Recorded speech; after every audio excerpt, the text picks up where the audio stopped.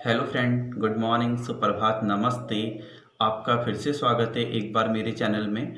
और आज हम पढ़ेंगे आईपीसी यानी कि भारतीय दंड संहिता का अध्याय 5, जो कि है दुष्प्रेरण, मतलब एबिटमेंट। ठीक है। अब पहले हम ये जान लेते हैं कि दुष्प्रेरण किसको कहते हैं।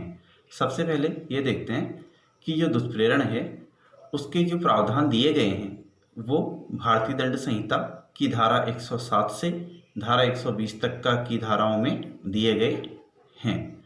अब धारा 107 जो कि दुष्प्रेरण के बारे में बताती है, तो दुष्प्रेरण कैसे कैसे होता है ये बताती है धारा 107। सबसे पहले हम कुछ बेसिक जानते हैं कि दुष्प्रेरण क्या है।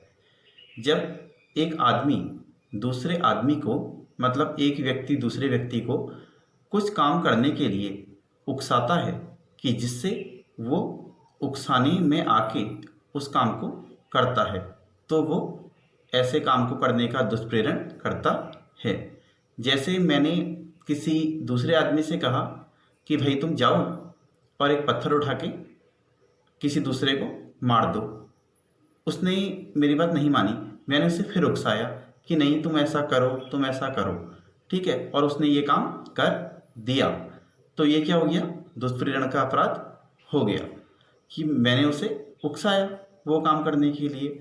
अगर मैंने उसे उकसाया और उसने वो काम नहीं किया, उकसा मैंने दिया, अपनी ओर से मैंने काम पूरा कर दिया उकसाने का, लेकिन उसने मेरे द्वारा कही गई बात को नहीं किया, ठीक है, तो भी अपराध हो जाएगा, क्योंकि उकसाने का अपराध तो हो गया ना। दुष्प्रेरण का अपराध मतलब उसी वक्त पूरा हो जाता है जब बात उस व्यक्ति के नॉलेज में आ जाती है जिसको आप दुष्प्रेरित कर रहे हो। जैसे ए ने बी से कहा कि जाओ तुम सी को मारो। बी ने ए की बात तो सुन ली, लेकिन उसने ऐसा किया नहीं।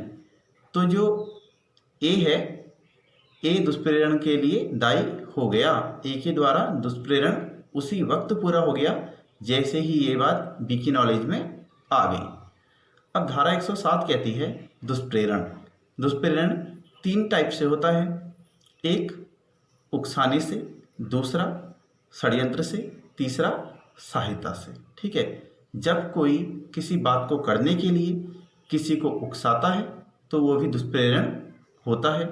जब कोई किसी काम को करने के लिए षड्यंत्र करता है और ऐसे षड्यंत्र के बाद किसी व्यक्ति को उकसाता है तो वो भी दुष्प्रेरण है।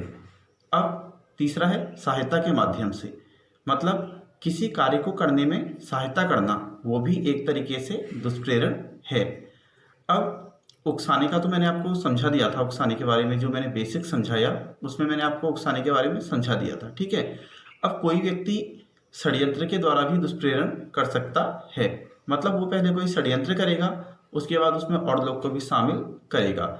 यहाँ पर षड्यंत्र करने के लिए ये जरूरी नहीं है कि जिस व्यक्ति को दुष्प्रेरित किया जा रहा है वो भी ऐसे षड्यंत्र में शामिल हो, ये बिल्कुल भी जरूरी नहीं है।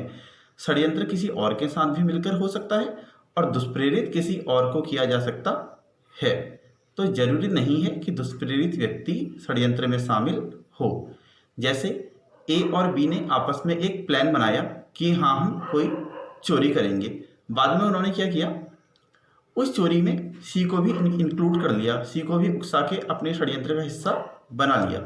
तो यहाँ पर सी तो प्लान में पहले से शामिल नहीं था ना, लेकिन दुष्प्रेरण यहाँ पे होता है। ठीक है, क्योंकि सी बाद में शामिल हुआ है। जरूरी नहीं है कि जिसको दुष्प्रेरित किया जाए, यहाँ पर जैसे ए और बी ने सी को चोरी करने के लिए उकसाया अपने द्वारा बनाए गए चोरी के प्लान में, हालांकि सी यहाँ पहले से हिस्सा नहीं है, लेकिन फिर भी दुष्प्रेरण हो गया। तो ये जरूरी नहीं है कि मतलब पहले से दुष्प्रेरित व्यक्ति प्लान में शामिल हो, जैसे कि यहाँ सी नहीं था। अब सहायता के द्वारा दुष्प्रेरण। सहायता के द्वारा दुष्प्रेरण में क्या होता है, जैसे 2 व्यक्ति हैं, आपस में उनका झगड़ा हो रहा है, वहाँ पर कोई तीसरा आदमी पहुँच गया और उसने एक व्यक्ति से बोला हाँ भाई इसको मार, तू इसको बहुत मार, तू इसको पीटते रहे। तो उसके कहने पर आवेश में आकर वो उसको पीटते रहा। ठीक है, तो ये भी दुष्प्रेरण है, क्योंकि वो उसको भड़का रहा है ना, उत्तेजना दे रहा है कि तुम ऐसा करो, तो ये भी दुष्प्रेरण माना जाएगा। तो दुष्प्रेरण आपकी समझ में आया, 3 प्रकार से होता है।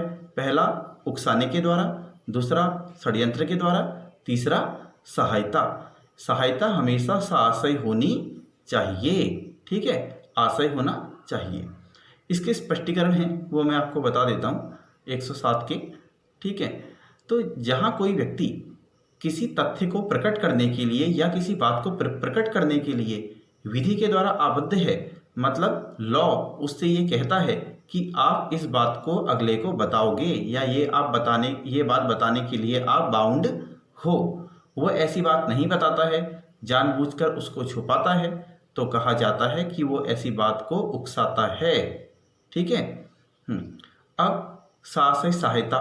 साहसी सहायता में क्या होता है, स्पष्टीकरण इसका दूसरा है साहसी सहायता के बारे में। जहाँ पर कोई व्यक्ति किसी कार्य में सहायता करने के लिए कोई कार्य या अवैध लोभ करके सहायता करता है, तो वो भी दुष्प्रेरण का अपराध गठित करता है। जैसे अब देखिए उकसाना क्या होता है। उकसाने का मतलब होता है भड़काना, या तो किसी को मतलब कोई एडवाइस दो, कोई डायरेक्शन दो, कोई इशारा दो, किसी भी तरीके से आप किसी को भड़काओ जिससे ऐसा व्यक्ति आपके द्वारा कहा गया काम करे, तो ये भड़काने के द्वारा दुष्प्रेरण हो गया। अब प्रत्यक्ष रूप से उकसाना। प्रत्यक्ष रूप से उकसाना कैसा होगा, जब आप किसी को अपने बिल्कुल आमने सामने उकसाते हो। जैसे ए अपने नौकर बी को आदेश देता है कि वह सी को पीटे।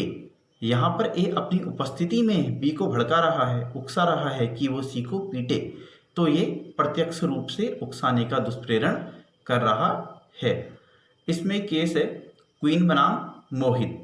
क्वीन बनाम मोहित 1882 का केस है, प्रिवी काउंसिल।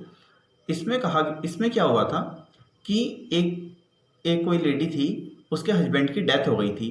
तो पहले सती प्रथा चलती थी, आप सबको पता है, जिसमें मतलब पति की डेथ हो जाती थी तो पत्नी को भी पति के साथ जलना पड़ता था उसकी चिता पे, ठीक है। तो उसके पति को मतलब जो उनकी सेरेमनीज होती हैं, डेथ सेरेमनीज के लिए ले जा रहे थे, तो कुछ आदमी मिलकर उस औरत को ज़बरदस्ती धकेल रहे थे कि तुम भी इसके साथ जलो, तुम भी सती हो जाओ। और कुछ और लोग पीछे से शोर कर रहे थे, हाँ इसको सती होना चाहिए, सती होना चाहिए, ठीक है। तो ऐसे में जब उसकी डेथ हुई तो वो सारे व्यक्ति उसको उकसाने के लिए दुष्प्रेरण के दोषी माने गए। जो व्यक्ति ये चिल्ला रहे थे कि इसको सती होना चाहिए, इसे मर जाना चाहिए।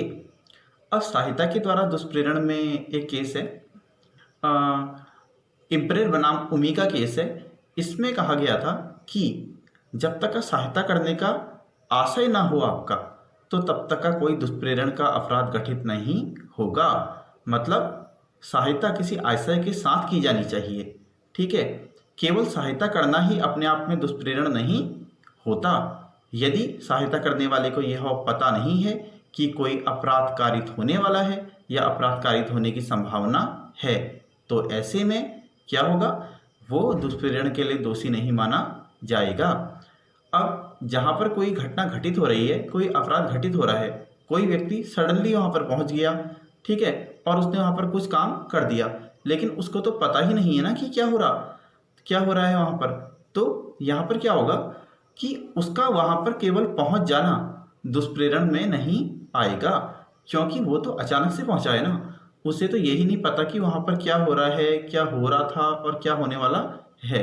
वो तो अचानक से आ गया और शायद उसने भूलवश कोई काम कर दिया हो वहाँ पर भूल से, तो यहाँ पर वो लायबल नहीं होगा, ना ही दुष्प्रेरण होगा। अब धारा 108 कहती है दुष्प्रेरक।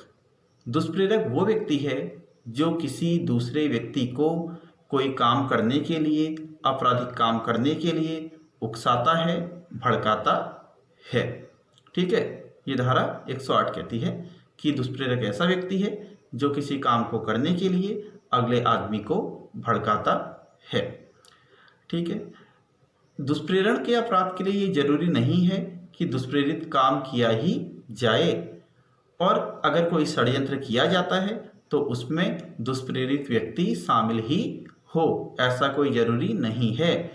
और ऐसा व्यक्ति जिसको दुष्प्रेरित किया गया है वो ऐसे कार्य को करने के लिए विधि द्वारा समर्थ ही हो, ऐसा भी जरूरी नहीं है।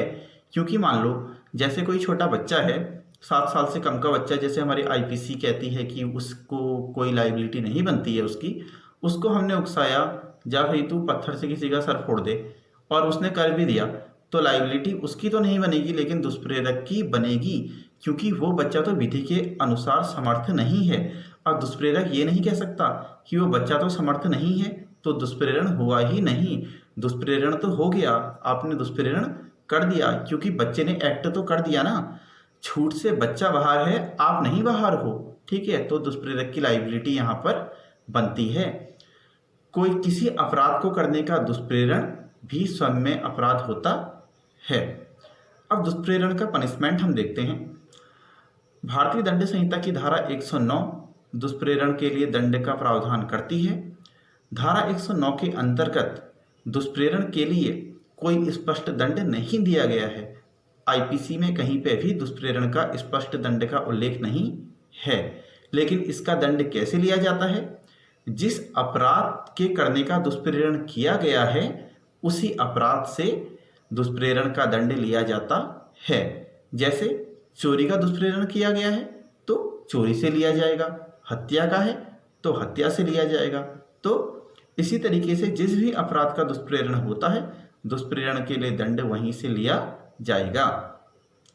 अब हम आते हैं दुष्प्रेरक का दायित्व क्या होता है अपने कार्यों के लिए। ठीक है, दुष्प्रेरक के दायित्व के लिए धारा 11 और धारा 113 को हम एक साथ पढ़ते हैं। ठीक है, तो इसमें क्या होता है कि जब दुष्प्रेरक ने दुष्प्रेरित से कहा कि आप कोई काम कर दो, मतलब उसे उकसाया कि आप ऐसा करो, ठीक है, उसने क्या किया, उसने कहा कि जाओ आप एक मकान में जाओ आग लगा दो। ठीक है, वो मकान में आग लगाने तो गया, उसने आग लगा दी। ठीक है, उसने क्या किया, आग लगा दी और वो आग लगाने के बाद वहाँ से जेवर गहने पैसा सब उठा के ले आया। ठीक है, तो दुष्प्रेरक ने क्या कहा था कि आप जाके मकान में आग लगा दो। तो जो दुष्प्रेरक का दायित्व है वो केवल यहीं तक है, आग लगाने तक का।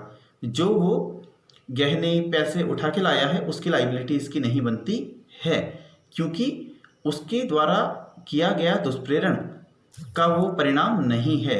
मतलब जब उसने कहा था कि आप आग लगाओ तो सिर्फ आग लगाने तक का काम था ना, चोरी करने के लिए तो नहीं कहा था कि मकान के अंदर घुस के चोरी भी कर लाना।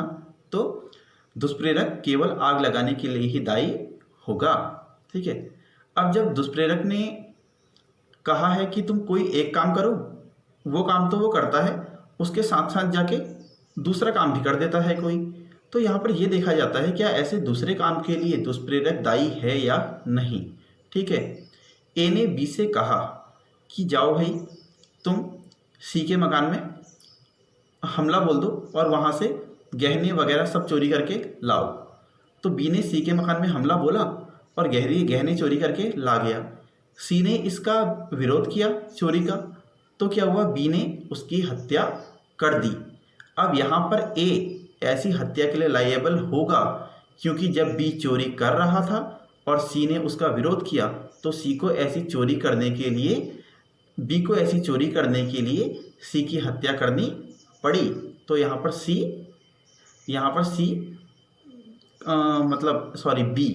पर बी तो दायी है इस कार्य के लिए जो मतलब हत्या हुई, लेकिन ए जिसने कहा था जाओ हमला कर दो और पैसे लूट के लाओ, ए भी हत्या के लिए दायी है, क्योंकि ए के द्वारा उकसाई गई चोरी ही उस हत्या का परिणाम है। ऐसी चोरी का परिणाम ही हत्या निकला है। ठीक है, तो दुष्प्रेरण में केवल इतना ही है। सेक्शन 107 से 120 तक का इसके मतलब प्रावधान किए गए हैं। जो इसके मेन चीज़ें थी वो मैंने कवर कर दी हैं। इसके बाद जो एक्स्ट्रा सेक्शन है वो आप खुद पढ़ लीजिएगा। जहाँ तक कि आपको समझ में आ गया होगा